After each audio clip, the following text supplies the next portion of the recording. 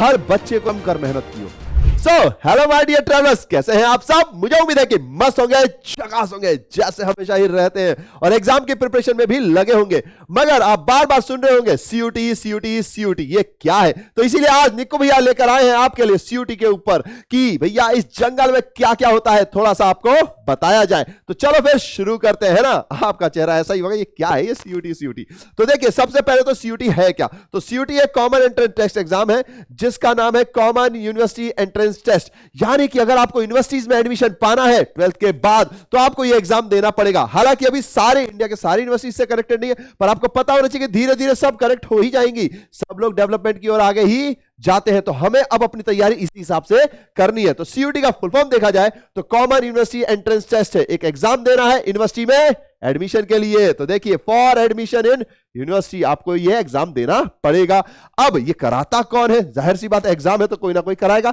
तो शॉर्ट में बोला जाता है एनटीए, नेशनल टेस्टिंग एजेंसी। यही है जो जेई के भी एग्जाम्स कराती है। यानी कि आप समझ जाओ कि life is all about the race. अब रेस होती है यहां पर।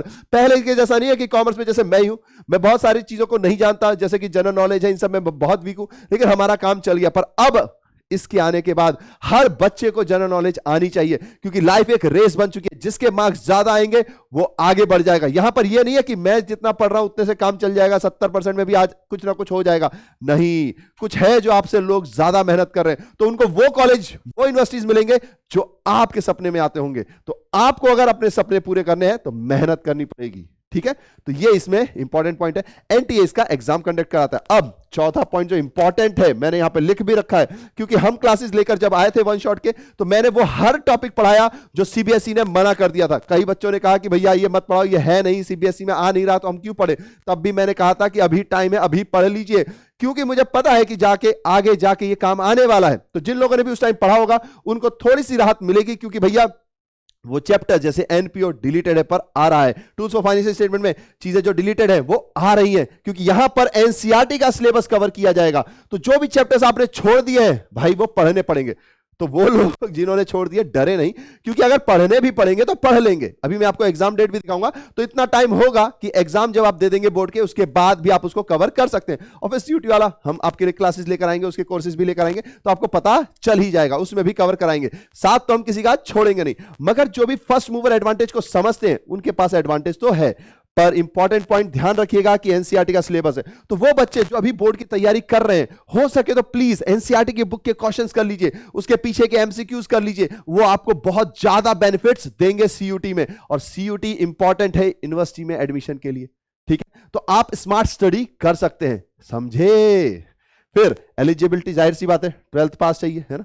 12th पास होगा तभी तो आप वहां पर जा पाओगे। ठीक है, तो ये था सीयूटी के बारे में थोड़ा बहुत। अब और भी चीजें जानते हैं। देखिए, सबसे पहले एग्जाम का सिलेबस क्या है, क्योंकि एग्जाम की तैयारी करनी है, जंग का आगाज है, रेस लग चुकी है, पर पता तो हो जाना कहां पर है। तो सबसे पहले यहां पे सब्जेक्ट्स को 3 भागों में बांटा गया है। भैया ये तो बड़ा कंफ्यूजन लग रहा है। नहीं, मैं अभी समझाता हूं। देखिए, यहां पर होगा लैंग्वेज, यानी कि आपको अब लैंग्वेज सब्जेक्ट पे भी कमांड चाहिए, क्योंकि इसके भी मार्क्स मैटर करते हैं। फिर होता है डोमेन स्पेसिफिक, जैसे हम कॉमर्स से रिलेटेड है तो आपके पास अकाउंट्स, बिजनेस, इकोनॉमिक्स, और कई लोग मैथ्स लेते हैं, तो वो या जो भी आपके सब्जेक्ट्स होते हैं तो वो यहां पर आ जाते हैं। डोमेन स्पेसिफिक, साइंस वाले हैं तो फिजिक्स, केमिस्ट्री, मैथ्स, आर्ट्स वाले हैं तो उनके कुछ अलग सब्जेक्ट्स होते हैं, वो सारे यहां पर आ जाते हैं। तो 3 सेक्शन बांटा गया है। पहला लैंग्वेज सेक्शन, दूसरा डोमेन स्पेसिफिक, फिर तीसरा है जनरल टेस्ट। जो मैं आपसे कह रहा था कि भाई मुझे आपके लिए बुरा तो लगता है, क्योंकि हमारे वक्त में मेरी जनरल नॉलेज बहुत खराब है, तो पता नहीं मैं ये एग्जाम कैसे निकालता। हालांकि पढ़ाई करते तो निकाल ही लेते, लेकिन अब जनरल नॉलेज, रीजनिंग, ये सब भी आपको आना चाहिए। तो 3 सेक्शंस में आपके एग्जाम्स होंगे, है ना? और इसका भी कोई नया लॉन्च हुआ है तो ब्लूप्रिंट भी नहीं है, तो बहुत सारी एंजाइटीज भी होंगी। तो कोशिश कीजिए कि डोमेन स्पेसिफिक और लैंग्वेज पे आपकी अच्छी कमांड होनी चाहिए। और जो लोग पहले से जनरल नॉलेज पढ़ रहे हैं उनको यहां से थोड़ा सा एडवांटेज है, पर डोंट वरी, हम वो भी कराएंगे आपको। तो घबराने की बात नहीं है, बस जानने की बात है कि 3 सेक्शंस हैं जहां पर आपको यह पता होना चाहिए, या मैं नहीं भी पता है तो मैं तो बता ही रहा हूं कि 50 क्वेश्चंस आएंगे, इसमें से 40 आपके लिए अनिवार्य होंगे, 10 आप कोई भी छोड़ सकते हैं। डोमेन स्पेसिफिक में भी 50 आएंगे, 40 आपको करने हैं, 10 छोड़ सकते हैं। यहां पर आपके पास लेकिन 75 क्वेश्चंस होंगे, जिसमें 60 आपको करने हैं, 15 आप छोड़ सकते हैं। ये बातें आपको ध्यान रखनी होगी। ये आपका एग्जाम है। सब्जेक्ट्स के अंदर क्या है? तो एनसीईआरटी सिलेबस है, जो सब्जेक्ट आप चूज करेंगे उसी के बेसिस पे आपसे क्वेश्चन पूछे जाएंगे।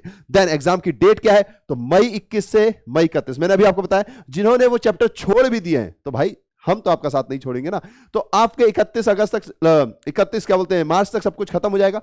उसके बाद आपके पास काफी टाइम है, ऑलमोस्ट 2 महीने नहीं तो 50 दिन तो हम कह ही सकते हैं, तो ऑलमोस्ट 50 डेज है आपके पास, फिर आप उसकी तैयारी कर सकते हैं। तो डोंट वरी, डोंट पैनिक, जो आपको बन रहा है कम से कम उसको स्ट्रांगली कीजिए। प्लीज अभी भी पढ़ना स्टार्ट कीजिए। बहुत सारे बच्चे कहते हैं अभी तक हमने कुछ नहीं पढ़ा, या तो वो मजाक करते हैं, अगर सीरियस है तो भाई जिंदगी के साथ सीरियस मत हो, वरना मार्क्स आपके साथ सीरियसली नहीं आएंगे, और सीरियसली मार्क्स नहीं आएंगे मतलब आप समझ ही रहे हैं, ठीक है।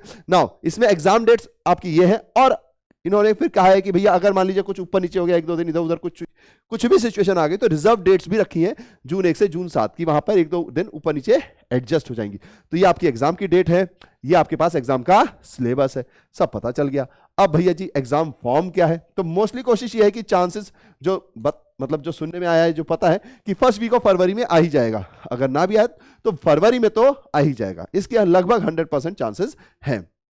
एग्जाम फॉर्म की फीस क्या होगी भैया, तो फीस भी बहुत सिंपल ही है। जर्नल, फिर journal OBC, SC, ST, PWD, third class gender, तो जर्नल के लिए 650, ओबीसी एंड जर्नल ईडब्ल्यूएस के लिए 600 है, और 550 हमारे एससी, एसटी भाई और थर्ड जेंडर के लिए। अगर आपके कोई दोस्त हो थर्ड जेंडर, उनको बताइए पढ़ाई से उनको भी जुड़वाइए, ठीक है। तो ये काफी अच्छा है, थर्ड जेंडर भी इसमें जुड़ रहा है, तो वो भी एग्जाम देकर आगे बढ़ सकते हैं, ठीक है ना। इसके बाद आगे बढ़ते हैं, तो भैया ड्यूरेशन क्या होता है एग्जाम का, तो एग्जाम का जो ड्यूरेशन है 2 स्लॉट्स में, स्लॉट 1 और स्लॉट 2, 195 मिनट्स है फर्स्ट स्लॉट में, यानी 3 घंटे 15 मिनट हुआ हिसाब से देखा जाए तो, एंड देन 2 स्लॉट्स हैं 225 मिनट के, 345 आवर्स इसमें कहलाते हैं। अब 2 स्लॉट से तो क्या इकट्ठे होगा, नहीं, उसमें बीच में गैप है, यानी टाइमिंग भी है कि भाई कौन से स्लॉट में क्या होगा। तो देखिए फर्स्ट स्लॉट जो है timing of exam, first slot जो आपका लगेगा वो 9 बजे से लेकर 12:15 पे। मुझे याद है कि मेरे बहुत सारे दोस्त एक बार पटवारी के एग्जाम देने गए थे, तो ऐसे ही स्लॉट्स लगते थे, तो ये आपको थोड़ा सा ध्यान देना पड़ेगा, समझना पड़ेगा। यानी 12:15 से लेकर 3 के बीच में आपको प्रॉपर गैप है, तो आपका जो दिमाग है वो रिलैक्स भी हो जाएगा, नाश्ता वास्ता खाना पीना जो भी होता है वो भी आप कर लेंगे। तो स्लॉट 1 और स्लॉट 2 की टाइमिंग है, स्लॉट 2 में 3 से 6:45 है, यानी 3 घंटे 45 मिनट, और इसमें आपको 3 घंटे 15 मिनट मिल रहे हैं, ठीक है। नाउ उसके बाद मोड ऑफ एग्जाम क्या होगा, तो जैसा होता है आपने देखा ही होगा, अभी जितने भी लोग होते हैं कंप्यूटर में जाते हैं उनके पास क्वेश्चन आता है कि इन्विजिलेटर बताता है कैसे क्या करना है, फिर टिक टिक टिक टिक वो करते हैं, तो वैसा ही है, कंप्यूटराइज्ड बेस्ड टेस्ट होता है ये, ठीक है, यहां तो कोई दिक्कत नहीं है। फिर क्वेश्चन टाइप कैसा होता है भैया, एमसीक्यू चॉइस क्वेश्चंस होते हैं, लेकिन एक जगह पे आपको दिख रहा होगा डोंट फॉरगेट, यानी कि यहां नेगेटिव मार्किंग भी है। ये क्या है भैया, तो देखिए यहां पर अगर आप एक क्वेश्चन को सही करते हैं तो आपको 5 मार्क्स मिल देंगे, ठीक है, 5 मार्क्स आपके हो गए, लेकिन अगर आपने गलत कर दिया तो 1 मार्क्स कट जाएंगे।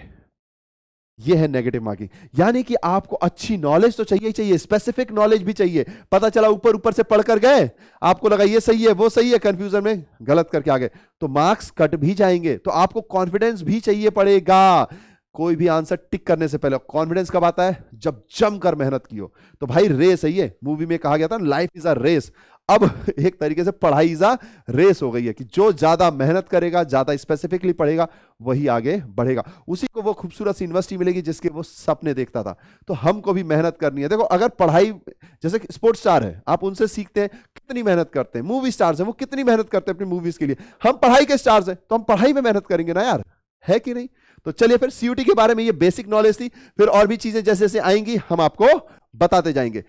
बस अभी ध्यान रखिए कि आपको बोर्ड के एग्जाम की तैयारी करनी है, तो अगर आपने नहीं पढ़ा हुआ है, कोई चैप्टर्स डिलीटेड था, सीबीएसई वालों के लिए खास कर ये पॉइंट है, तो भैया छोड़ दीजिए, अभी बोर्ड पे फोकस कीजिए, उसके बाद आपकी तैयारी हो जाएगी, हम आपके साथ हैं। फिर लास्ट में जो निक्कू भैया ने कहना है, क्या कहना है, thank you for so much love, keep smiling, because ये जो पीरियड है ये आपको लिए थोड़ा सा बबल वाला पीरियड होता है, चूहे कूदते हैं, कुछ अजीब सा लगता है, कभी कभी टेंशन आती है, तो smiling is the only thing जो आपको दिमाग को रिमाइंड कराता रहता है कि ऑल इज वेल, कुछ नहीं होगा। और फिर एक मोटो है, have smile spread smiles, because smile is the biggest gift you can give to anybody.